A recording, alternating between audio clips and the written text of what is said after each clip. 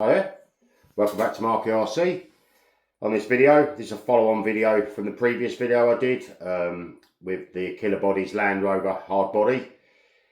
It's going to go onto this chassis, which is a HPI bullit. Paid £42 for it if I remember rightly on eBay.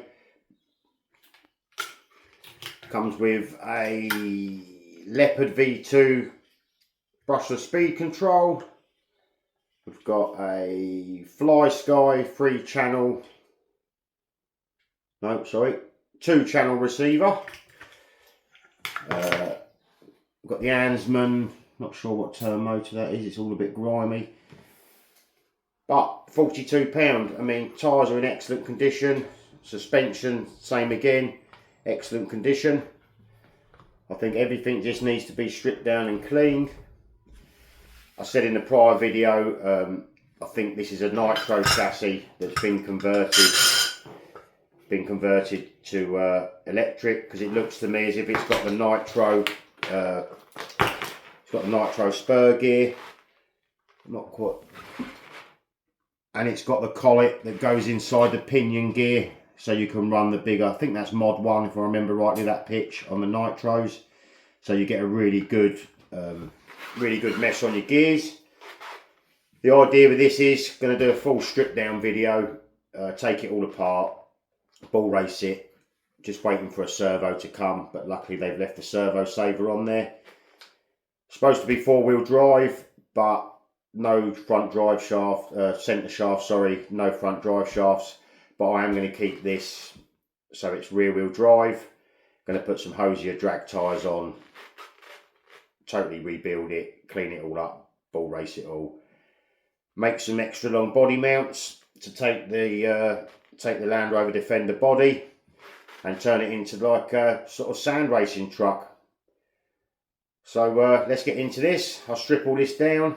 First of all, I'm going to test to see if any of these electronics work. Hopefully they do.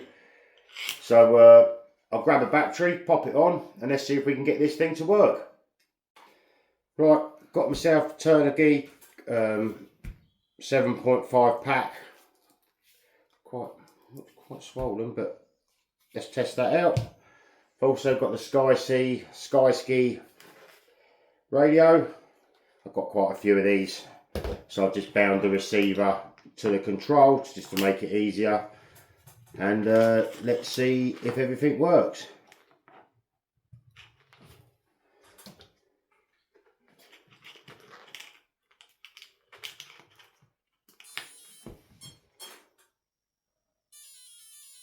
Well, that's a good sign. Let's not rip the receiver aerial off on that tyre if we can help it.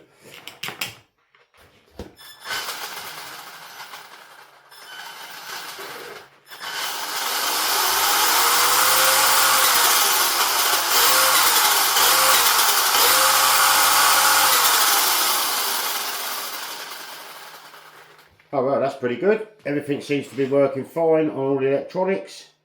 That battery's not fully charged, so it may be even a little bit quicker.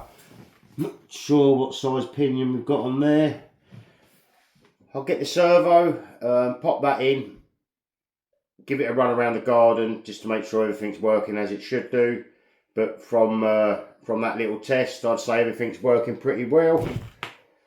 So still on, what I'm trying to do is build this buggy up for about £120–130 for everything. So far we are at 56, about £98.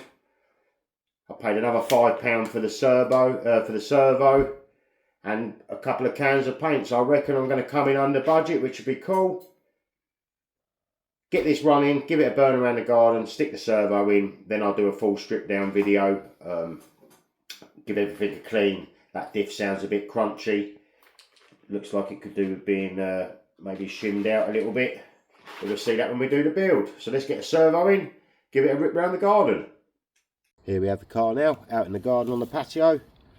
Electronics in, a bit wild the wiring. Batteries in, just held in with some Velcro straps. Let's see what she's got. Whoa.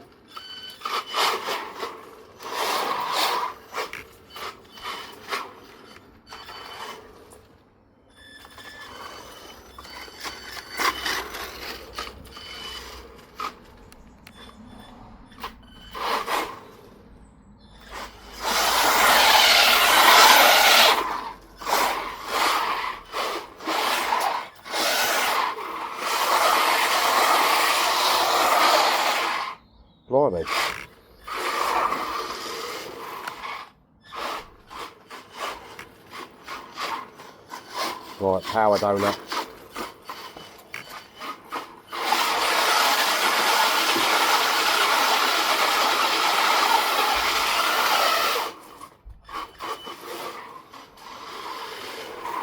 I'd say that's pretty powerful. Might change the steering servo for a slightly stronger servo, but pretty good control. So I'll get this buggy all stripped down, show you what all the parts look like, maybe put a few upgraded bits on, and then get that Land Rover Defender body mounted, and then she should rip. Might change that motor out. I have got a castle system, but that seemed pretty quick to me, so let's get on to the strip down. Here we have the car stripped down now. We've got a rear section of the car, differentials in there, comes with a steel diff. I'm going to take that apart and clean it, but there's absolutely zero play in most of the in the suspension components, minimal on the arms. We've got all our aluminium anodised parts. I'll polish all those up so they're like new. And we've also got our chassis, which is absolutely filthy and all scraped up. I tried to polish as much of that out as I possibly can, so that looks like almost like that's new. Centre spur gear, mod 1. Slipper clutch, absolutely immaculate. Same with the plates, just a little bit of rust around the top of the spring, and bearings are a little bit crunchy, so more than likely replace those as well. Then we've got off the front end of the buggy, and that's the same. Suspension is lovely and smooth. Got a few very loose bolts, but same again, very little wiggle. Looks like someone's made like a custom aluminium bridge for the steering to stiffen that up. But apart from that, there doesn't seem to be anything broken. Like I said prior, that's definitely a nitro chassis. But it still works exactly the same with the electric conversion. Probably get a slightly heavier metal geared servo. That's just a standard for tuber servo, but trying to keep the budget as low as possible. Steel drive shafts, well, one shaft, because there's no got no diff in the front. But I want it two-wheel drive anyway, so that's not an issue. Then we've got the Awsome brushless motor and the Leopard V2 brushless speed control. Works flawlessly, as in when I took it out on the patio, pretty powerful. I'm not sure whether they do a programming card for this particular speed control, but it does seem to be exceptionally punchy. So I don't know whether the prior owners had everything turned up to the max, but if I can get a card, that'd be pretty cool. Got our Fly Sky receiver bound perfectly to the control, because I've got quite a few of those controls. The only thing that's a little bit shoddy is the bracket that someone's made for holding the servo. That's where the electric conversion bit comes in. It's all a little bit different on the layout, but I'll probably make a newer one of them or tidy that up, because that's not square. Then we've got these monster chunky tyres with the foams in. Haven't been on dirt with these, but I imagine they hook up pretty well, so I'll probably give them a clean up and keep them. But because I'm sticking the Land Rover Defender body shell on here, I've got some sort of Hoosier style drag tyres that I want to put front and back. So hopefully they'll hook up a little bit better on tarmac, and I'll be able to do, it'll jump well with the rotation, like nice to jump, so you can keep it sort of in that nice arc. So I'll take the shocks apart, give them a rebuild, clean everything up. I'm not going to go to the extent of taking everything apart, because that would be a waste of time. Everything looks to be absolutely immaculate. Just needs a really good clean. And the chassis needs a good polish up. So I'll get all the bits sorted out, take the shocks off, rebuild them, show you how nice and smooth they are, clean all the chassis up, put it all back together. and show you if I can still keep this buggy under the 120, 130 pound mark, get the body mounted and painted up really nice, and then I'll do the patina look. So next thing, let's get this all cleaned up and put back together. Here we have the bullet chassis now. Got the drag tyres on. Chassis are painted, fully painted all the chassis. Haven't gone too mad on the painting because at the end of the day it's going to get all scratched up. Put a chassis guard on the bottom just to stop it getting super bashed up again. Rebuilt the shocks, they're all lovely and plush now. I mean, really plush suspension. Might try a slightly thicker weight oil in the front, or maybe stick another shock on like the rear. Got all the centre diff in, centre spur gear, slipper clutch. Rebuilt all the differential. Runs really smooth now. Just got the motor and the electronics to put in. I still can't believe it. This was only £42. Polished all the turnbuckles up because they were a bit rusty. And I think those wheels look really cool.